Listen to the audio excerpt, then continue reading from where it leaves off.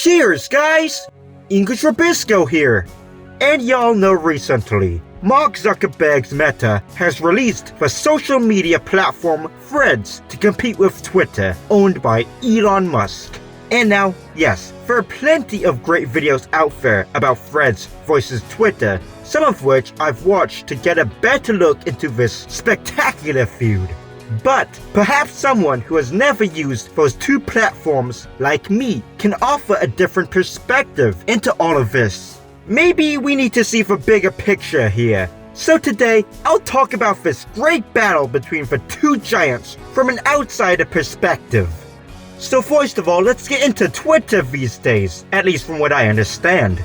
So Twitter Inc., the original company that owned the Twitter platform, for the most part, has consistently lost money based on its net income during its entire existence before Elon Musk bought it. And the culture of Twitter has long been notorious for being very dangerous for having an opinion. It's really the kind of website where if people were interacting in real life, people would fight to the death over their opinions and all that stuff. It really was the circus of the internet. And when Elon Musk bought it last year, however, things became even crazier.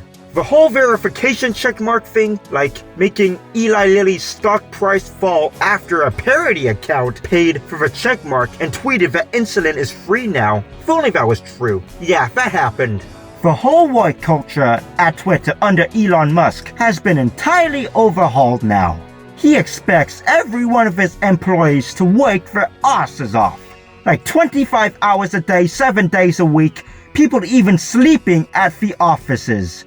So I guess they are truly living to work and working to live now, aren't they? And lots of Twitter's features stop working, and stuff on Twitter now cannot be viewed unless you have an account. I mean, it still kind of works, like you can see individual tweets and accounts sometimes, but the rest of the website doesn't work at all. Not to mention, it's limiting how many tweets and all that stuff you can view in a day because of bandwidth issues or whatnot. It's funny, usually they want you to use the platform more to push ads in your face and collect your data.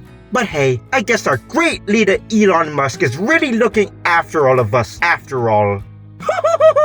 And on top of all of that already, Elon Musk is not paying rent at Twitter's offices anymore, like in London, New York City, and San Francisco. Many other places too where Twitter has its offices at.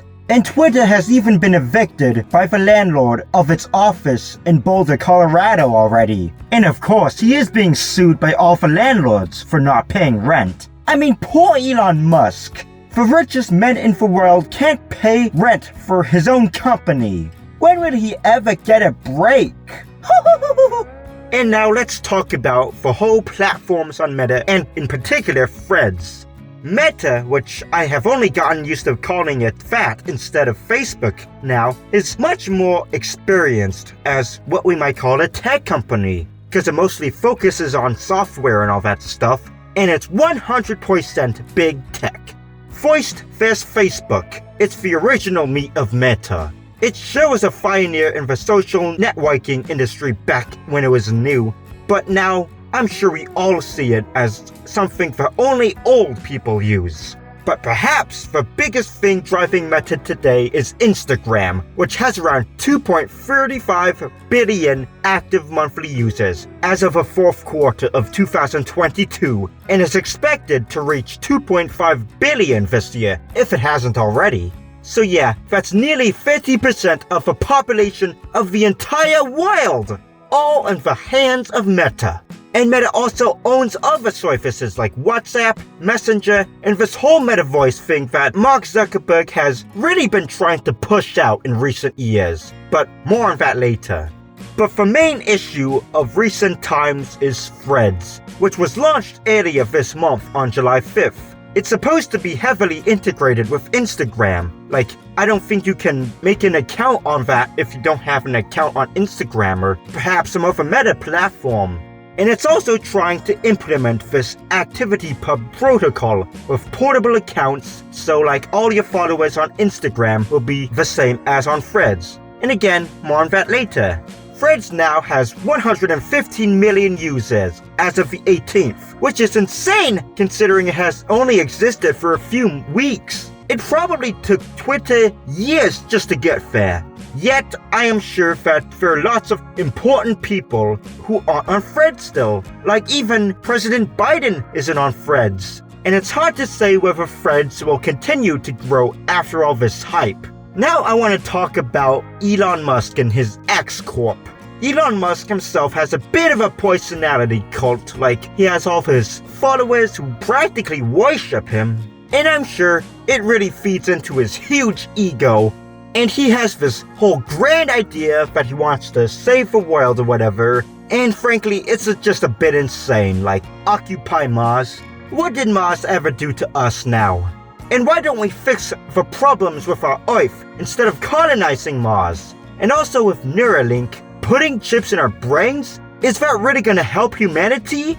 I think we've done just fine without brain chips throughout humanity's existence. Yeah, like as if that's gonna make things any better. I know. And of course, it seems like Elon Musk is trying to diversify X Corp into a huge conglomerate. Now, X Corp has only existed for several months now, so it's hard to tell what's gonna happen in the future. But previously, Elon Musk's companies weren't really internet or tech related, if you know what I mean in this sense, like computers and stuff, unless you count Neuralink. So he doesn't have the same experience as Meta when it comes to the social network industry.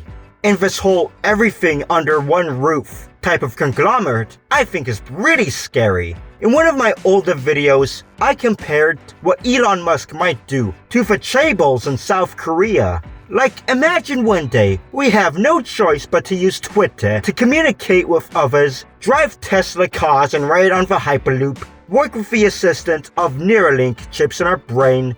It's scary how that's all coming from one big conglomerate. And as for Mark Zuckerberg and Meta, he really has this bizarre vision of a future, how we'll all live in the metaverse or something.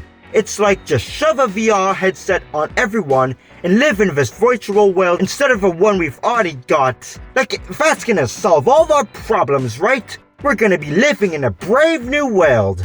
It's literally a dystopia almost. Sure, many people can't afford to see the Eiffel Tower, but is seeing a digital version of it in the metaverse supposed to be equivalent to seeing the actual Eiffel Tower? What does he have to say to all the Parisians out there? Like, why go outside to see the actual Eiffel Tower when you can see my version of it on the metaverse? And never would I have thought, in a million years, that my favorite childhood movie could ever become a reality. I mean, this is literally WALL-E, is it not? And obviously, Meta has had a pretty bad reputation when it comes to privacy and user data. Of course, Facebook has had some pretty big scandals in the past when it comes to user data being used to target political advertisements during the whole Cambridge Analytica thing. So back to all the ActivityPub whole portable accounts thing, it sounds really cool, but is it really? Sure, it is for the ones in charge of this whole thing maybe, and for Mark Zuckerberg. It's like a new meta ecosystem. Like Mark Zuckerberg is trying to make us rely on a stupid conglomerate. And of course, it's just a big data mine, like all of Meta's other platforms are. And I think that Mark Zuckerberg really capitalized on the moment to gain even more money and user data. Everything from the fallout on Twitter. He saw that Twitter has become insanely unstable under Elon Musk and has come to swoop in. It's a really cunning move if you think about it. So as for this hype, those who are Elon Musk stans and those on the opposite side who are almost rooting for Mark Zuckerberg out of hate for Elon Musk are really hyping this fight, so to say, between the two giants. Who knows if they will actually box? It's as if our side wins, then the world will be great. Either our glorious Elon Musk or Mark Zuckerberg will save the world from evil. All that great stuff. Much of it is a bit ironic, yes, but there are some people out there who might be taking this a little too seriously. The two big boys themselves, of course, Musk and the Zuck, they really are. And in the end, It's really just two aspiring conglomerate monopolies, must be the more diversified one, fighting each other for dominance. This is a battle again between two of the richest people in the world, one of them being the richest. This is not people taking down a giant, it's just a battle between the two powerful big men out there. And if this battle ends in the downfall of either one of these giants, yes, you do have good on one hand that one of the titans has finally fallen, but on the other hand, you have a much more powerful, much more dangerous giant to be dealing with now. And that's all there is to say. Bye now!